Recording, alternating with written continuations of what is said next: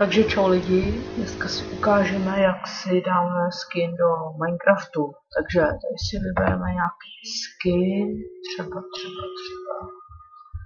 Vendra, ten se mi líbí, takhle, tak tohle, uložit obrázek jako char, počkat, ano. Se mi to uložilo, z toho můžu věc. Dáme si procento output, procento, tečka Minecraft, Minecraft, otevřít v programu, Winrar. Tady máme složku, je to byl Bob, a tady máme toho chara, tak ho odstraníme a dáme tam ten nastávající toho Vendra, tak se tam dát.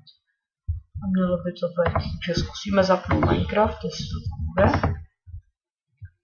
Čekejte, možná budou lagy, ale za to já nemůžu. Vím, že psychicky můj postižený notebook, ale to je jedno.